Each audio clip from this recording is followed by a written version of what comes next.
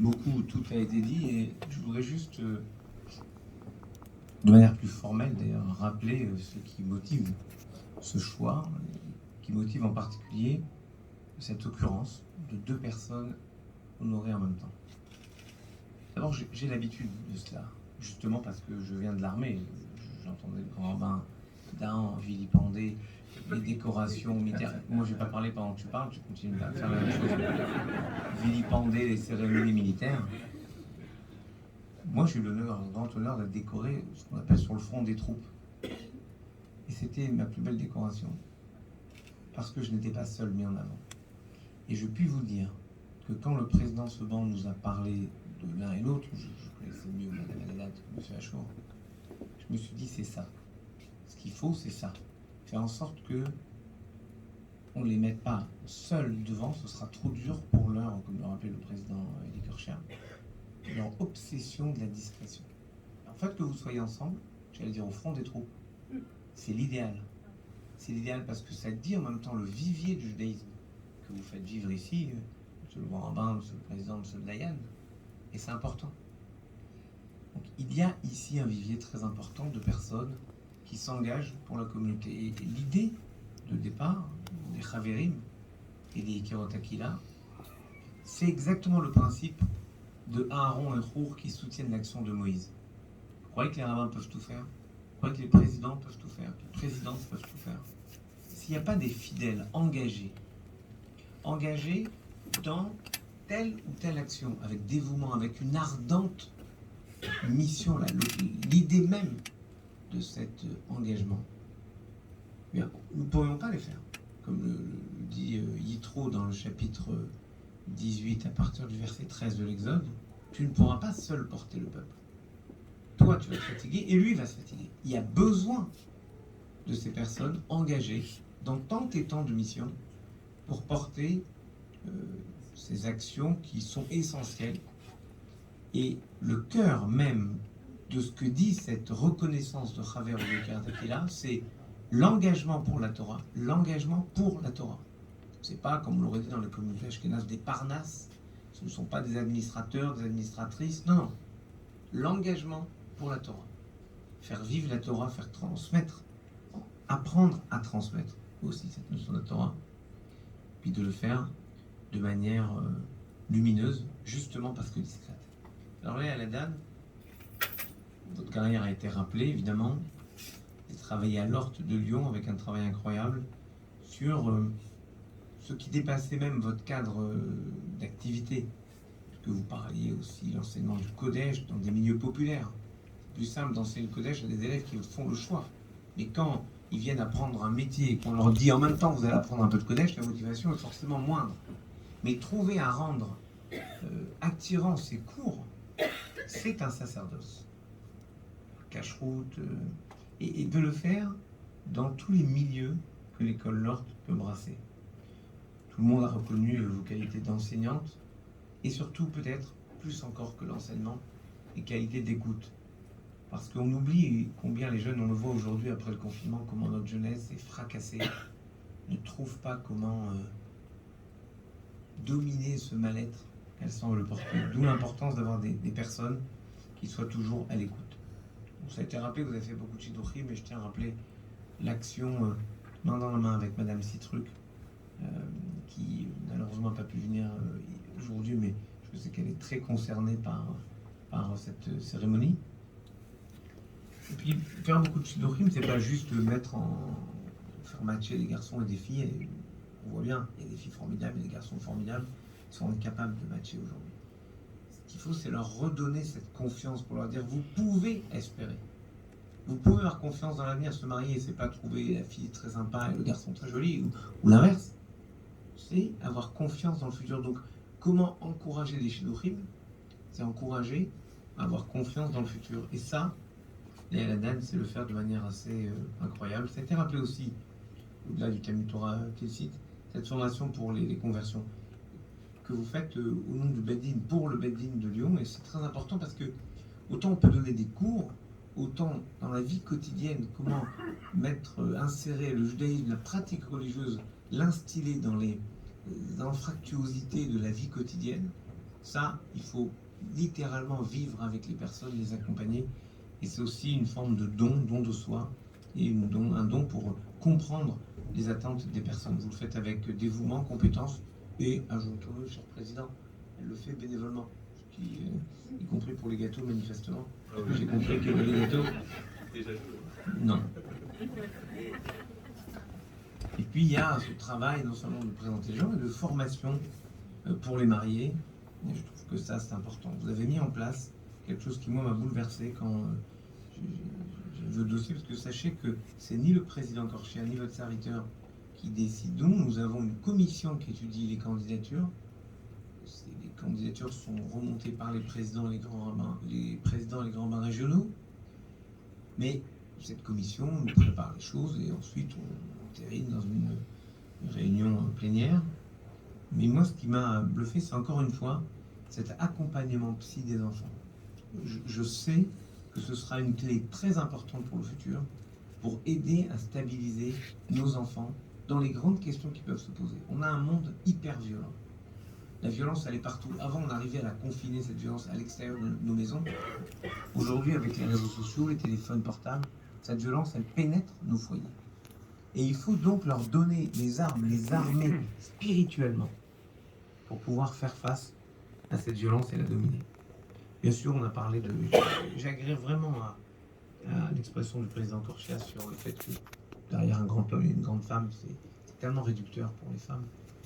Je pense que vous avez eu à la fois cette mission incroyable, je ne dirais pas d'accompagner, de pondérer les excès éventuels de mon ami Isaac, notamment ceux tournés à mon égard, avec qui il avait la dent dure, mais je sais qu'il n'avait la dent dure qu'avec ceux qu'il aimait profondément. Et l'attachement que j'avais pour lui n'a d'égal que le sien à mon encontre, on peut le dire comme ça.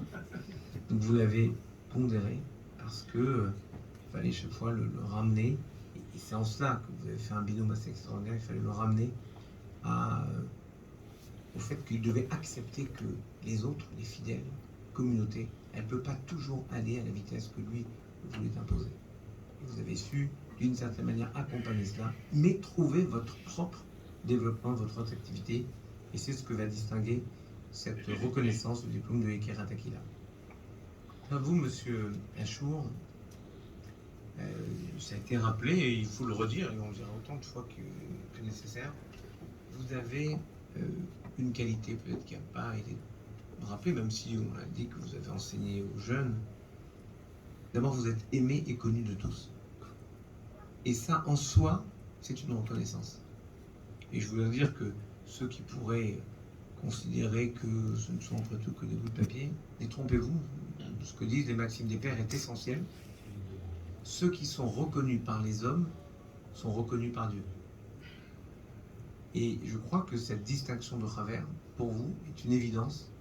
Toute la communauté lyonnaise et bien plus largement vous aime, reconnaît vos capacités hors normes d'éducateur. Et lorsque, dorénavant, à partir de après-demain, vous serez appelé à la Torah, on vous appellera Hechaver Abraham, parce que c'est une façon de dire la reconnaissance collective. Tout votre temps, vous le consacrez à l'éducation des enfants, et ce depuis 30 ans. Je me demande comment vous avez fait, ou alors vous avez commencé à 15 ans. C'est possible. Bien sûr, on a rappelé cet Talmud Torah de Vénitieux, très longtemps. Et c'est parfois compliqué. Ces villes en périphérie de Lyon sont compliquées, avec des environnements compliqués. Maintenir le fil de confiance pour des parents, pour des jeunes, pour venir étudier, c'est quelque chose d'important. Et même si maintenant vous êtes à Montchard, il y a toujours cette obsession de l'enseignement. Vous faites peut-être au-delà de l'enseignement de la Torah ce que finalement l'éducateur fait, que les profs font, et voilà. Pourquoi vous? Parce que vous faites aimer la Torah. Qu'il y a des maîtres dont on se rappelle leur acte violent. Moi, je vois tellement d'anciens qui me disent, moi, quand j'étais au Talmud Torah, on me frappait sur les doigts, on me frappait sur les pieds quand c'était au Maroc, parce qu'on n'en a que pour le Maroc. Et je viens d'apprendre, cher président, que Rachi était de Fès. Non, mais alors là... Alors, il est passé... Si, elle a dit descendante de Rachid et de Fès. Moi, je me suis dit, il a dû passer par République, faire un changement à Châtelet. Et ensuite, je ne sais pas par où il est passé, mais enfin, si on me dit que le président Seban l'a dit, je lui fais confiance. Mais disons que c'est, alors si vous permettez, sans donner corriger des variations saisonnières. En tout cas, ce qui me paraît évident, c'est que tous vos élèves sont amoureux de la Torah. Et ça, vous voyez, c'est pas le fait d'enseigner, c'est d'instiller dans la Torah que vous enseignez l'amour de cette Torah. C'est jamais vécu, jamais. Et je me suis renseigné, ce n'est jamais vécu, y compris par les élèves qu'on prépare pour la bar mitzvah, ce qui est vraiment une tannée. Moi, j'ai fait un peu différemment dans ma vie. Moi, quand j'étais rabbin de Reims, petite communauté, j'étais un peu plus futé que vous, si je peux me permettre, monsieur Ajour. Au lieu de former tous les petits bar mitzvahs, première année où je suis arrivé, il y avait 4 bar mitzvahs qui devaient avoir lieu, je les ai formés à fond, ces 4. Et après, je leur ai dit, maintenant, c'est vous qui formez les autres. Alors, ce qui était fun, c'est que...